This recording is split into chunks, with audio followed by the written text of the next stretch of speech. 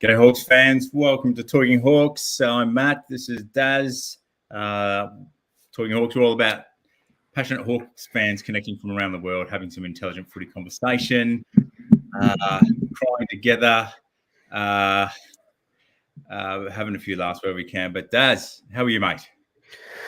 Not a lot of laughs happening tonight, Matty, I don't think. And I think the fans will agree with me on that one. I finally got the glasses back from the optometrist, and it's fair to say I couldn't believe what I was seeing after quarter time. It was a slog to get through. I don't think a lot of neutral fans would have enjoyed the spectacle. Definitely for the last 2 quarters and a half, not many Hawthorn fans would have enjoyed the spectacle. So it'll be not a slog to get through, but it was certainly a slog to watch, and one that I think needs to be dissected objectively, fairly, but I don't think we can pull any punches away from the fact that that second half was unacceptable. Yeah, mate, take those glasses back, because if that's what you're saying, I don't agree with that. I don't think they're working. Fans, welcome. Let us know where you're joining us from tonight. Thanks for tuning in again. Hard one, good signs, some development signs, and we want to know. Look, we're going to have a good chat tonight. Look, before we jump into it tonight, so we've got the GM of Box Hill, the VFL team affiliated with the Hawks for well over 20 years, Dan Nopoli, Naps, joining us tonight, which is very exciting for us to have a little bit of Box Hill flavour from the horse's mouth. So Dan's been involved at the Hawthorn Football Club and Box Hill for a number of years. So I think we'll enjoy and you'll enjoy having a chat with Naps. So, look, it's an interesting one. I actually want to throw it to the fans first up, Daz. Before let's get some reactions in here. Jump in. Look, I'm feeling you, Tommy. Sums it up, Tommy. I think you've done fantastic. And good night. No, we'll need more. Look, there was a little bit of endeavour in the ruck. Did anyone want to tell me that Peter Laddams went from a discarded Port Ruckman to Dean Cox 2.0? When exactly did that start happening? He had 24 last week, and we all went, yeah, but it's against West Coast. Like, West Coast without Nick Nat. I think their second Ruckman is you, Matt. So we thought, he clearly wasn't up against much, and I thought Lynch's endeavour for the first quarter and a half was good, but you could tell that he hadn't played footy for a while, and then if Laddams doesn't end up in the Brownlow votes, then the umpires are seeing it differently than I think every common sense fan. But yeah, unfortunately for us, Laddams was outstanding. The Sydney Swans were a bit sneaky. They employed a few bees and it just scared Maxi off in the second half. Anyway, so look, there's a few. It's disappointing. It is disappointing after bursting out of the scenes in that first quarter. The tail's up. Look, it's letting him peg it back too at the end of that first quarter. That's hard to watch after a really great start. But Scotty, there we go. Look, it is a challenging time for some Hawthorn fans that glass half empty, half full, having a little bit of perspective. Scotty summed it up there, but reacting but not overreacting. It was our theme coming into the preseason, and we need to continue that. We don't hide from it. We don't complain. We don't make excuses. We deal with it in the moment, and we move on as quick as we can.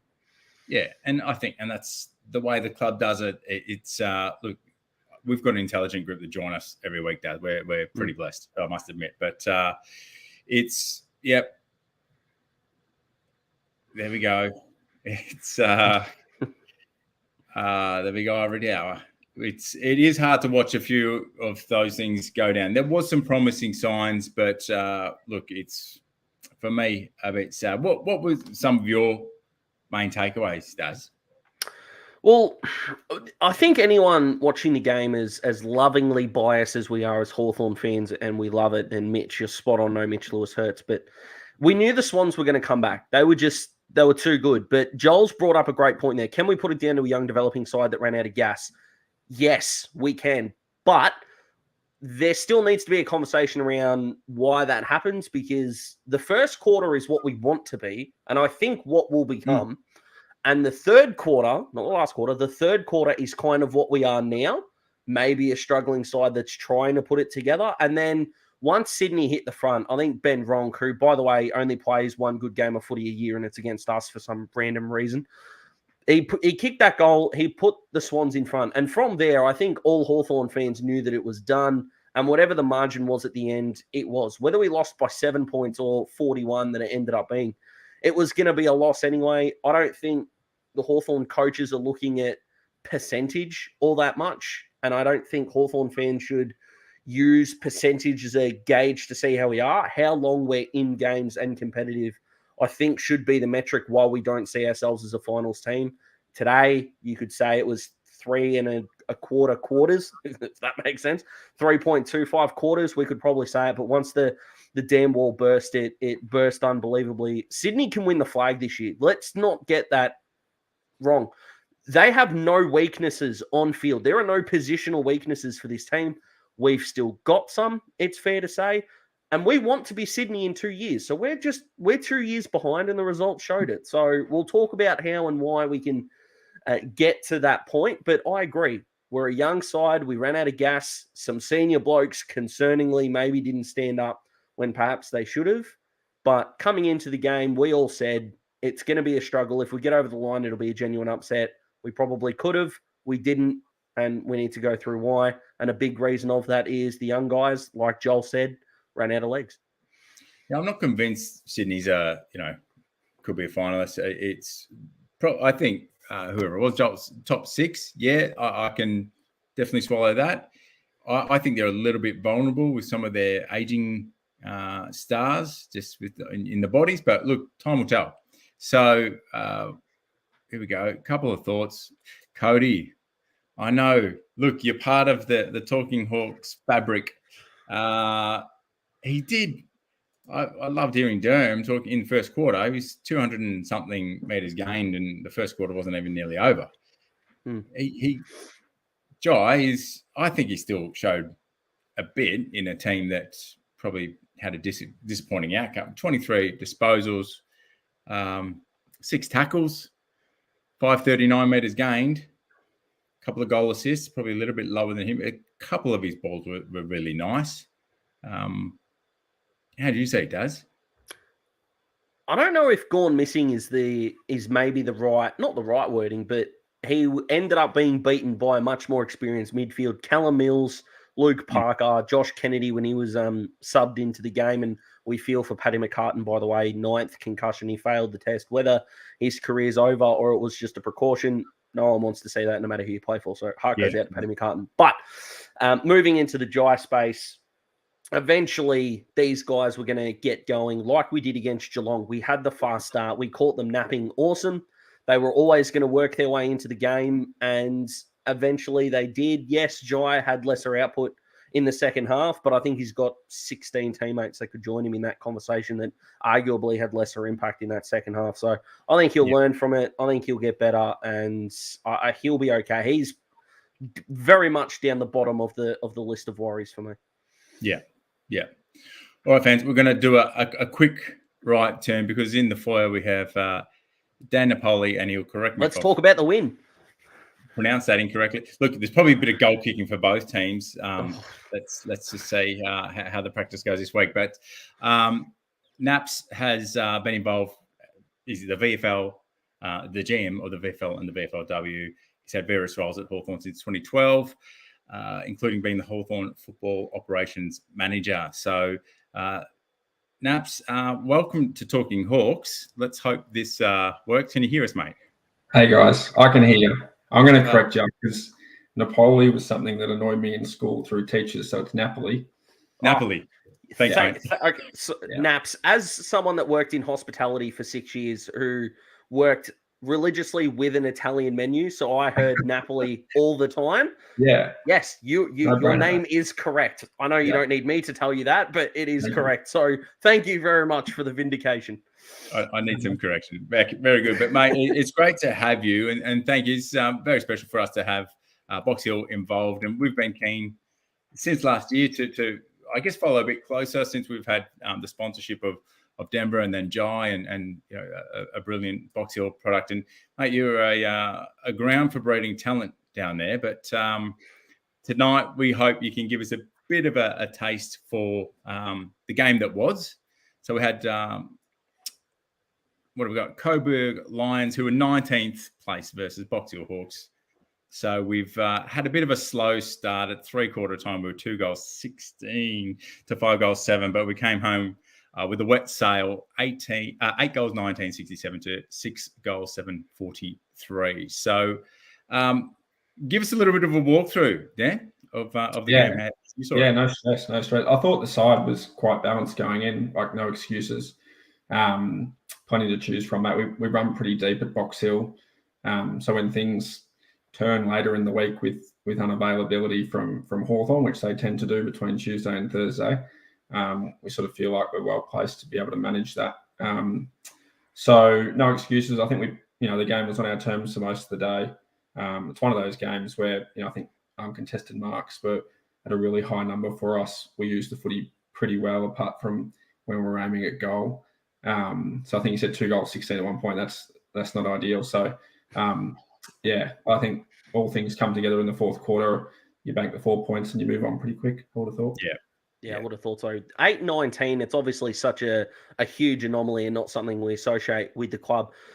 Do you think more resources in the soft cap for the AFL and at VFL level needs to go into goal kicking? Because as complicated as this game may be sometimes, the simplest way to win games is to kick accurately. We saw Collingwood in the Anzac Day game today. Do you think we need more resources at lower levels and AFL level into the art of scoring in goal kicking?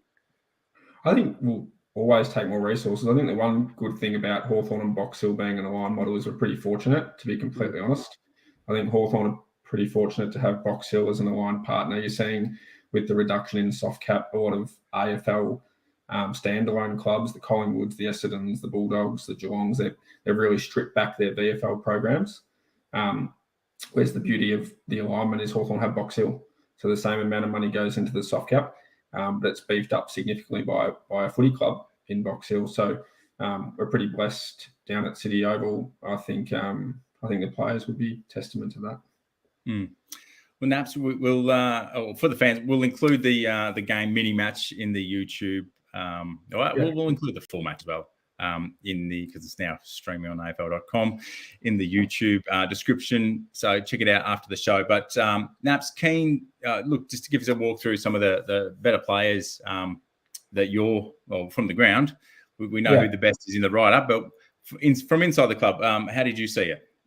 Yeah, I think our mids got on top. It was really pleasing to see a few guys sort of tick over 25. And I think, between Geordie Cunico, James Parsons, Cal Porter, they were able to get to work in there and get their hands on the footy, which always helps. And then I think if we look down back, it was really pleasing to see James Blank, who's only a 21-year-old, really, I thought played a really good game down there. And I think Sibold for Coburg sort of kicked 3 in the first quarter, and Blanky was moved to him and did the job after that. So that was pleasing. It's a good win for him to get under the belt. And then at the other end, I thought, Jalen Thorpe goes down there in the last quarter, and his aerial work's just so impressive. So he makes things a lot easier when he's around the footy. Yeah, brilliant. Well, look, fans, you need to get down to City Oval. Check it out. Naps will be there. And look, the players to watch. It's always interesting there's been a big vested interest in the Talking Hawks tribe, let's call it. What's happening with the listed players and how are they going at the Box Hill level? Is there any players to watch? Let me go outside the listed players for a moment that you've got under your nose there at Box Hill, players to watch for across the season. Yeah, I think the cool thing about Box Hill is we sort of serve two purposes. One, we want to win. Like every year, the list sort of is stripped back. There's about 50% turnover every year in the list historically. So you sort of have a bit of fun with putting it together and addressing the sort of gaps that come when Hawthorn make their changes and go to the draft, etc. But the beauty is we want to win. So we're really strong in that sense. And there's some great leaders that are important in regards to that. Hugh Beasley, Damien Mercedes, Ben Cavara, to name a few, Fergus Green. There's some really strong leaders. But I think excitingly, particularly for Hawks fans, it's about how can we unearth the next, up and coming talent? How can we find the hidden gem and maybe put him under the nose from a Hawthorn recruiting perspective? And we saw a little bit of that last year, which was really cool. And it's something that we're pretty keen to tick a box every year, to be honest, not just be a team that finishes top 4, but to be a team that drafts players, particularly to Hawthorn if we can. So I think if I, name a few of those guys that are showing some really sort of AFL quality traits, I mentioned him before, but James Blank's a 198 tall defender. He's only 21. He's got a great skeleton. This season, he's been able to do a really strong pre-season mix between Hawthorn and Box Hill, put on a little bit of size, and I think we're starting to see a third-year VFL player now come to his own for Box Hill. And then you saw a couple of games from young Max Walton, who's a Gippsland boy as well, and we really like what he was able to do in those couple of games. So I think you'll see a little bit more of him. Love it. Beautiful. We love that. Now, we love the hyphen at Hawthorn with Denver Grainger-Barras, DGB. We've now got DBR with Brinker-Ritchie coming on this way. I'm like you, Matty. I'm actually astonished I got that out correctly. 13 hitouts on the weekend, a couple of touches. How much game time did he have? And what do you think of him, not only as a player, but as a new prospect coming through? What is he like, and what do we hope to see from him this year? Yeah, I don't know if people will know too much about Dave, but we've got some nice ties to both Eastern Rangers and Gippsland Power to start off with. And strategically, it's really important for us to resource parts of our program to link in with both those programs. We've got pathway coaches.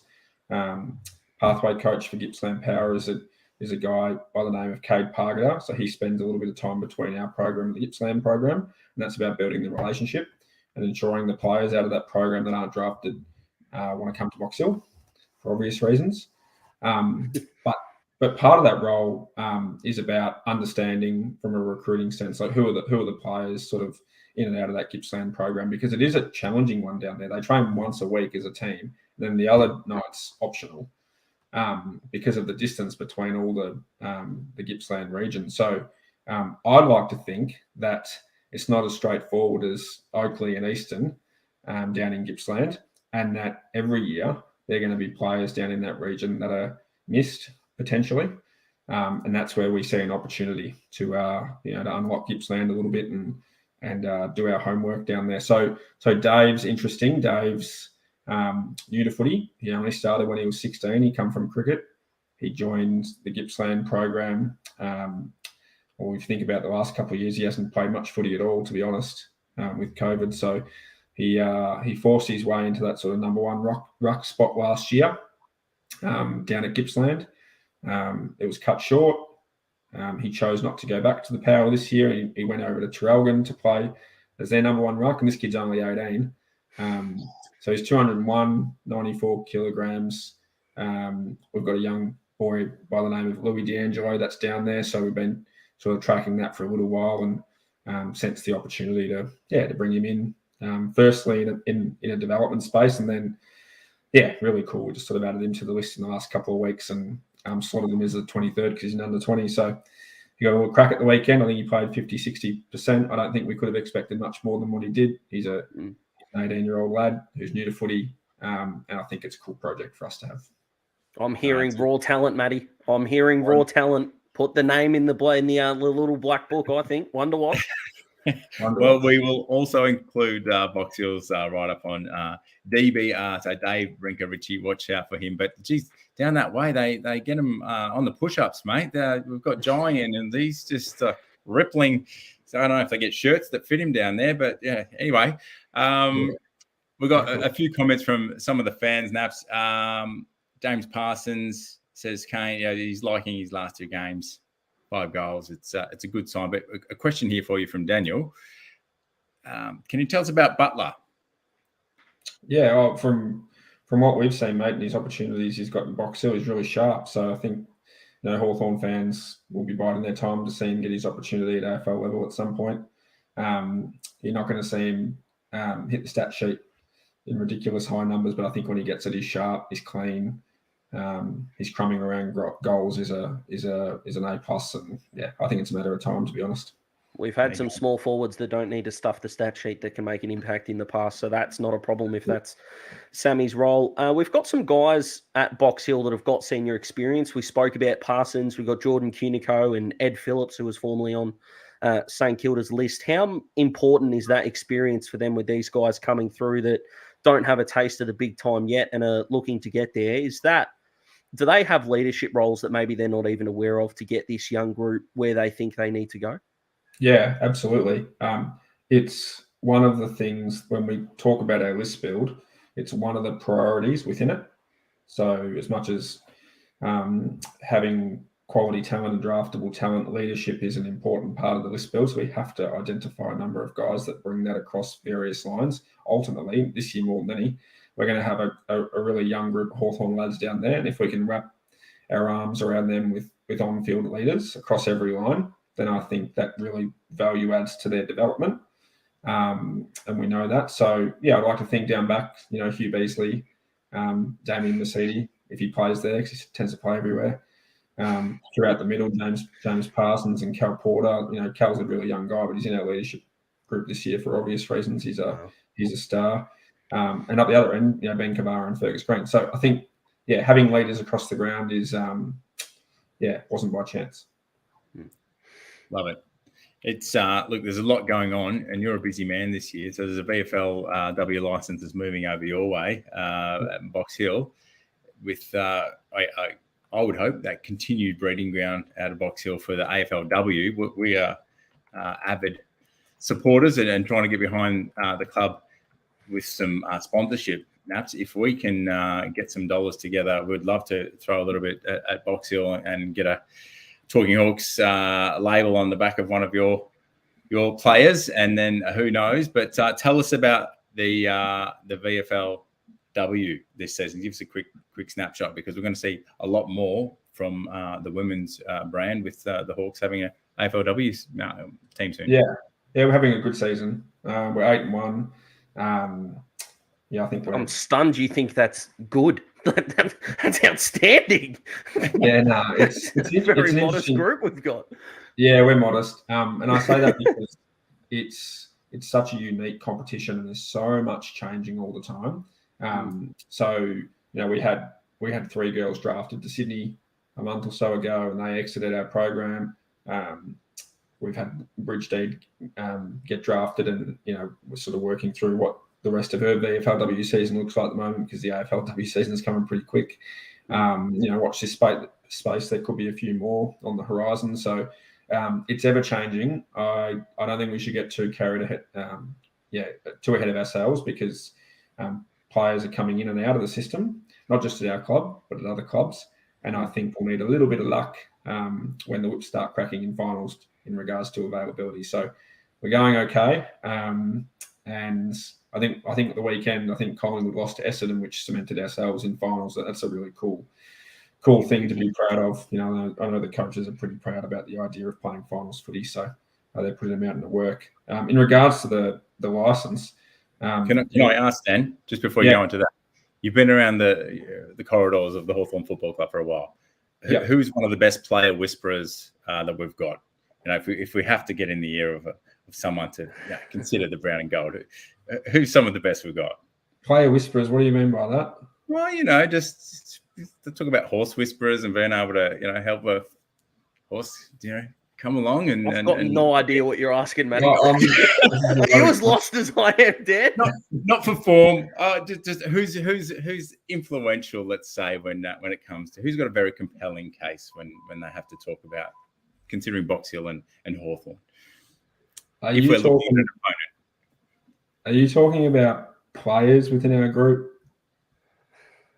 Outside of the club. Sorry, let me rewind. You've had a shocking 30 seconds here, mate. Do you need to sit on it? I've got a question. We'll lead into... All right.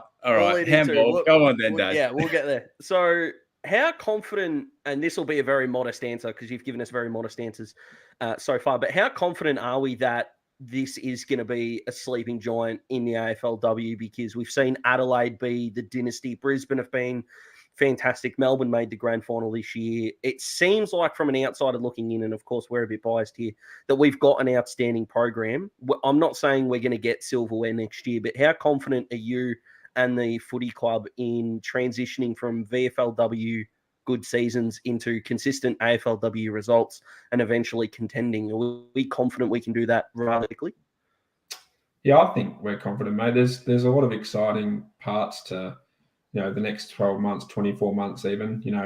We talk about the Kennedy Community Centre, and that's going to be a destination facility and venue for men and women and our broader Hawks community. And I think that's a really, there's something really compelling about that when you're talking to people about coming to the brown and gold. So Bette Goddard's an outstanding leader and an outstanding advocate for the women's football game and the AFL in general, and she's an outstanding coach. So we're really fortunate to have her on board, and there's a few more appointments on the way that will really set the tone, I think.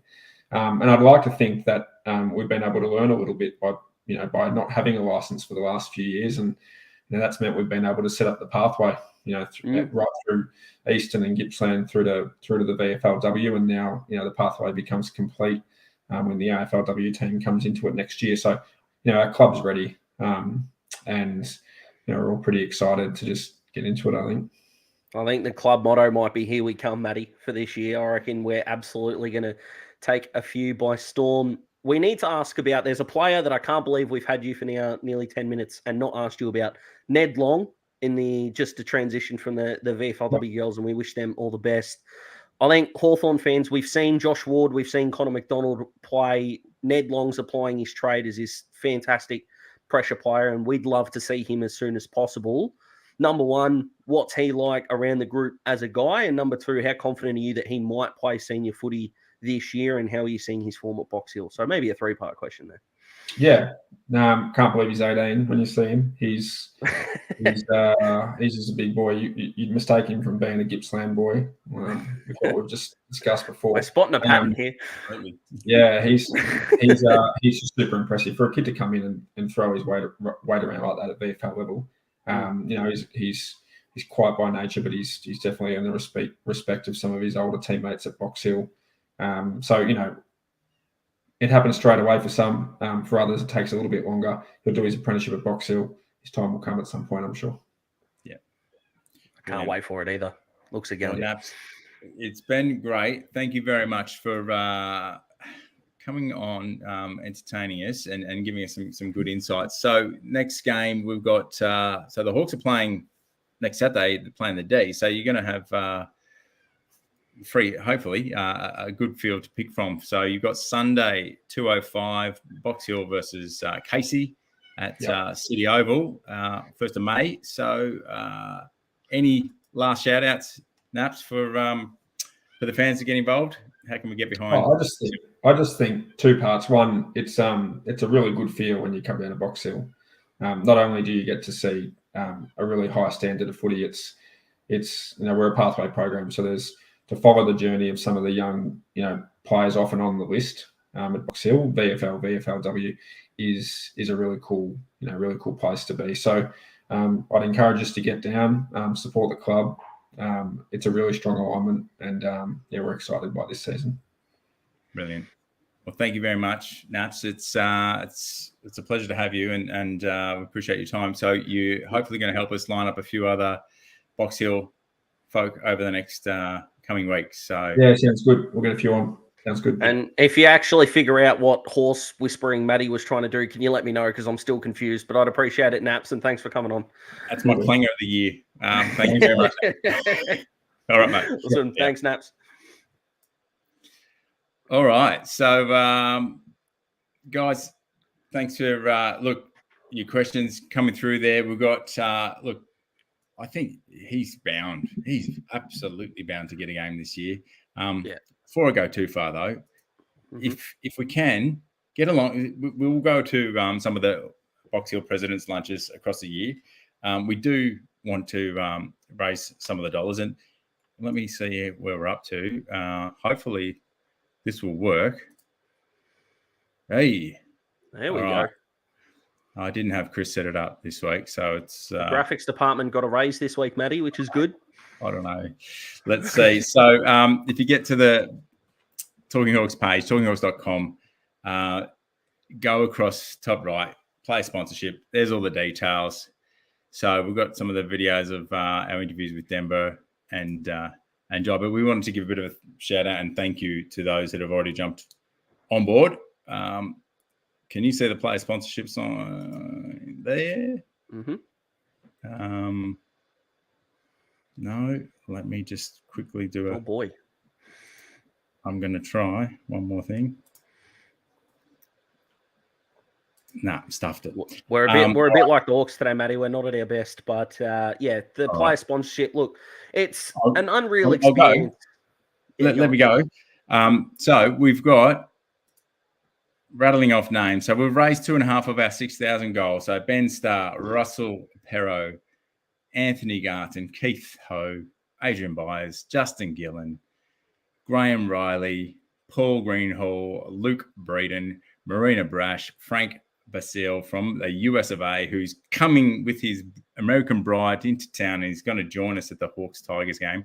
Good on you, Frank. And Christina Flynn, thank you for all contributing and joining the Talking Hawks player syndicate so we can support some of these players, and it helps us get access through the club and the player sponsorship so we can have the likes of a Denver and a Giant and others on. But there's a few perks, so check it out through the webpage. If we can get a little bit of extra coin, there'll be things going through to the Hawthorn Football Club Foundation as well. So, all right, let's continue. All right, that was the worst stuff I've ever done. Wasn't your best couple of minutes, mate, but let's go down to, I reckon if a phone call from Mitch and Norbeck can't get a player across, then they don't. Troy got me. Yeah. Troy got me. Thank you, Troy. That was unrehearsed, clearly. But let's go. Nick, I think this is about me, maybe. Yeah. So I'm 3 suburbs away and on Zoom, and I can feel the cringe from here, but let's get through it. Calo has to be a sneaky chance. Well, interesting because we haven't really got a timeline on Mitch Lewis's return. So if that is, well, there you go. At this point in time, we don't know. The injury report should be coming Wednesday morning, so we'll know more then. But Patrick Cripps came off a 1-week hamstring, so you got to wonder if it is the weak hamstring, like it is for Mitch Lewis, just how hampered he might be. But it would be probably more unlikely than likely they get up this week. But instead of Matty talking about the guys that weren't there, and we appreciate the fans asking, and that's not where I'm going with this. I think we need to bring up a handful of players that did, because I'd love some answers from you, all the fans. Chad Wingard, 12 disposals. James Warple, 11. Both of those boys kicked a goal. Gunston, 10, kicked a goal. Now, he had 6 touches and a goal at quarter time, and we've talked about some players that have fallen away. Bruce, 5 touches, but he did kick a couple of goals, and the supply grew thin. And Jarman Impey spent 78% time on ground for 2 disposals and 4 tackles. As much as we can sit here and I think media will and talk about, does Ward need a rest? Does McDonald need a rest? Was Max Lynch outsized? At the end of the day, for a young group that ran out of gas, we needed the experienced boys to stand up, and those names there didn't. And I think it's a good conversation to have to figure out why and how we can stop these fade-outs happening, because all of those boys are better than those numbers. Yeah, I'm looking at some of these comments here. So we've got a mixed bag, and there's probably the end notes. Some of you have talked about Jager. Let's try and finish on that so we can cover off Daz's question here. Look, why, Con? Tell us why. What you're saying. What is going to help there?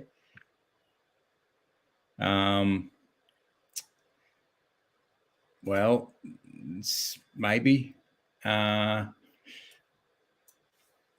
I'm not saying... if I could be a fly on the wall for a one-on-one conversation this week, it is Sam to Finn, because I just need to know what is he being asked to do, because without the footy, he covers the ground. I'd argue if players could be ranked in how they cover the ground, he's top 5. His ability to block a zone, take up space, and get back defensively is as good, if not better, than 90% of our list. Yep. It's when he gets the ball in his hand that all fans go, where is this going? And if his teammates are thinking that as well, that is a huge problem, especially if he's playing behind the ball. And I'm not a fan of bashing blokes. I feel for him a bit because if his confidence isn't at the level, then he needs to go back to Box Hill. And that's anyone. I don't care if you're Finn, you're Chad. If Tom Mitchell ever got to that, we would have to do the same with him. If you're not confident with the ball in hand, especially when you're playing behind the footy, you can't play behind the footy. So instead of the answer being, let's flick him, what we need is a plan. Is the plan go back to Box Hill, play on a halfback flank, get 30 and get your confidence back up? Is he going to play the same role at Box Hill? Because he did tag at points last year and he's not doing that this year.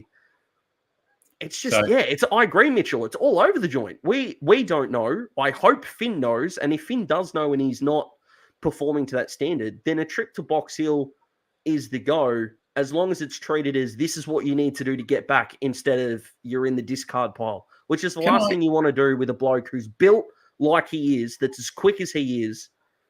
They're assets, and it's going to be easier for him to get confidence in finding the footy than to try to teach him the traits that he's already got. Go back to Box Hill and just hunt the pill. I hope that's the goal if he does go back to Box Hill. Because if he goes back to Box Hill to tag or to play on a halfback flank and be a rebounder, I don't think we're going to get anywhere. Yeah, I think it's easy. If I play devil's advocate, it's easy to say it's a confidence thing and try and just have it make sense. And I'm not convinced it's all confidence at all. So I think we are seeing line coaches. If Finn's been thrown all over the place, he's got 3 different voices that are telling him to do and move in different ways and address different things. And yes, you need to learn the game plan, but you think about that connection with your line. If you're a defender, if you're playing mid, if you're playing forward, there's a lot going on.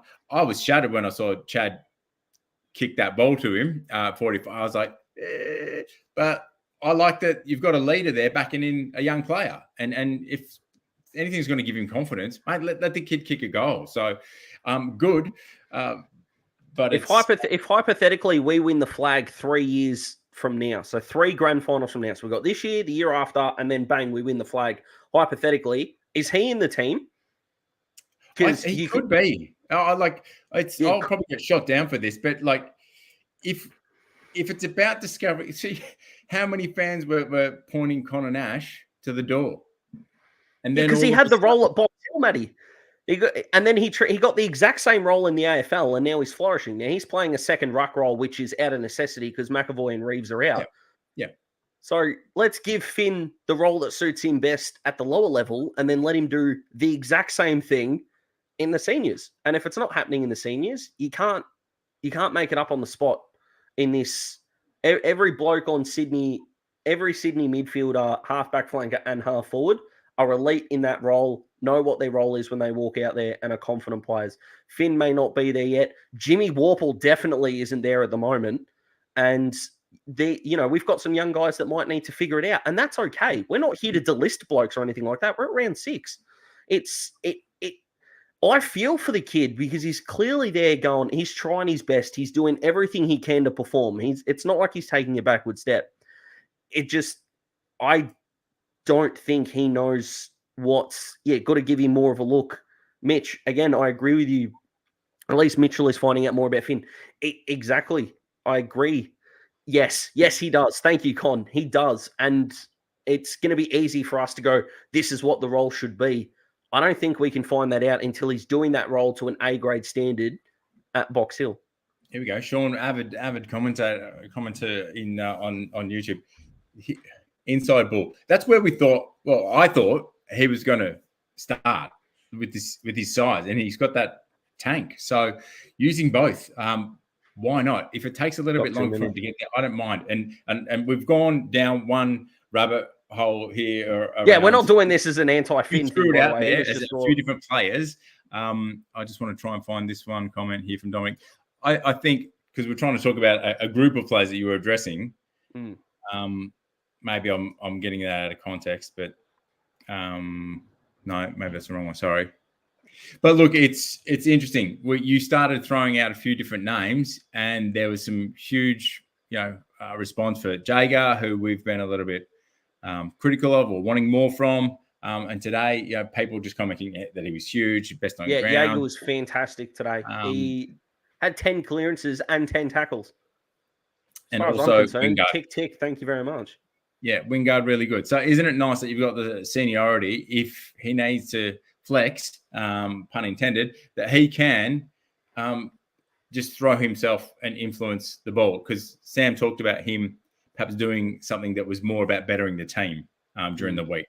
And so I don't have the context there, but Jaeger sacrificing his own game. So he, easy for us armchairs to we're passionate Hawks people that want to see us at our best, and we don't apologise for that. And for sure, it's nothing personal. Whoever the worst footballer on the planet is 10,000 times better than me, and I'll never forget that.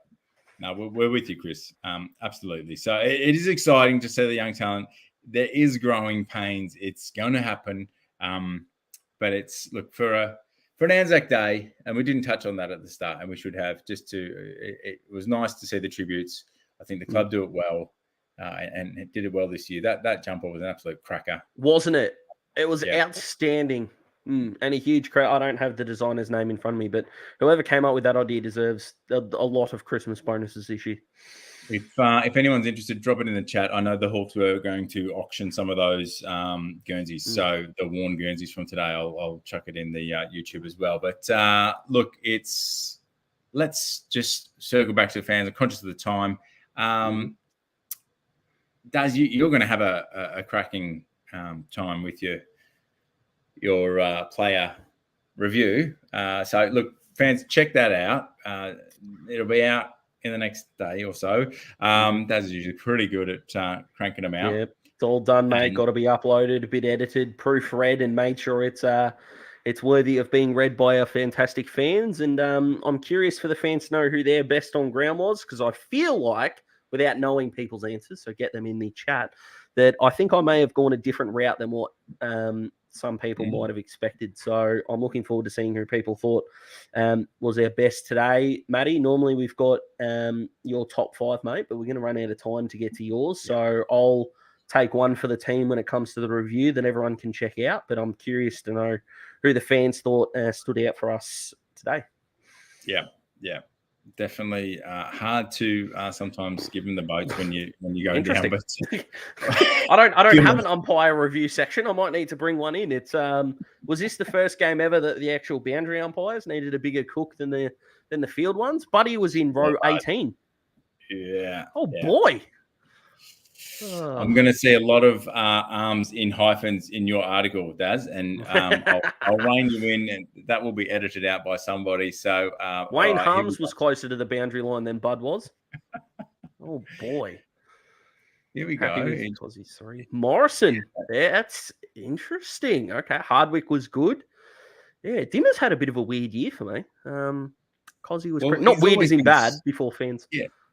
He's always been so consistent, and we've loved it. But it's probably been the most balanced interceptor / shutdown player that he had, because these first quarter and a half on Isaac Heaney was exactly what I asked for and predicted. Hint, hint, wink, wink. But Mitchell was good. I think he's just trying to take away from the fact that Mitch is sharing a name, even though Tommy's his last. But Morrow was good. Concur. Yeah, I think there's going to be some surprising players in these reviews, but I've actually completely forgotten what my original point there was. So I'm rambling. So Matty, go for it. We wanted to just survey the fans, just understand who they saw. So look, it's let's look forward to our next preview game. But again, get down to Box Hill if you can. We're going to hopefully feature Schwabby. We might get Proc. Clinton Proctor, if we're lucky. So, but to have a former Hawthorn coach and player in Schwabby would be amazing. And maybe we'll get Youngie if we can, Clinton Young. The half-time Norm Smith medalist. Yes. Love it. Amazing. So look, and then we'd love to get some of the female coaches involved, Beck and others as we go. So if you are interested getting along to Box Hill, we will try to get along to a President's Lunch, but we're definitely keen to get to the Tigers Hawks round 9 game, do a bit of a in-person catch-up for those that would like to join us. So drop your details in talkinghawks.com. Let us know if you're keen. We need some numbers there, and I'm going to rustle up. I'm going to call in some favours, see what we can do to get a get a premiership player or two along if we can. So let us know if you're keen. But awesome. Well, look, it was a second half we didn't want to see, but we will. Andy Collins would be a good get, absolutely. In a game where we lost contested, uncontested ball and clearances, I think it's as complicated as people can make this game, and hey, we can sometimes make it as well, Matty, when we dissect it. But at the end of the day, once that ball hits the turf and it's our blokes v their blokes for 2.5 quarters, our blokes were second to the ball. And sometimes it's as simple as the next 6 days we might go back to wrestling monkey or something, whatever worked against the Cats. So good to see Will Day get through unscathed. Austin, I'm glad you brought that up. That was actually the last note I had here on my phone. And not just that, what an outstanding level of composure that young man's got, and why we want him at the footy club for 200 plus games. 15 kicks at 91% is just outstanding on a day where we were just peppered. They had 58 inside 50s in the last 3 quarters. So for Will to find the footy might not be that surprising considering the volume of ball that was down there, but the way he was able to use the footy when guys like Sicily and Scrimshaw late struggled to get their hands on the pill was outstanding. So shout out to Wilbur. And one that we must, Cody's got our back again. And our man, the 19-1. Now, Matty, we need to. I want to go back if I've got some spare time. I might not have a lot this week, but we crowned Dylan Moore very early. I reckon it might have been around 7, 8, 9 last year. We crowned him the 19-1 kid because put him on a half-forward flank. He was good for 19 touches and a goal. And what did he have today? 19, a goal, and an outstanding mark. Him and Jordan Dawson's, they were very similar, but Maury's a star, so we're going to give him Mark of the Week, and Cody's going to give him Mark of the Year. We'll take that. Maybe Hutto even back in the day, Chris. We'll give it a Hawthorn flavour. But, well, awesome for to have you again, Daz. Fans, thanks for joining us. We will be back later in the week to do the preview. Who we got this week? Melbourne. Doesn't get easier. Well... Did well against them last year, though, and you can't win 22 games in a season, Matty. So we drew last year, didn't we? Yeah, drew. Yep, and no one's unbeatable. So if we're going to serve up a surprise, and we've been good coming back from a loss this year. So came back from the Saints loss with the win over the Cats. So it's not an insurmountable task, even if it is footy's Mount Everest at the moment. Yeah, look, well, let's see. Look, it's Sam talked about systems and process and whatnot. So it's all being tested.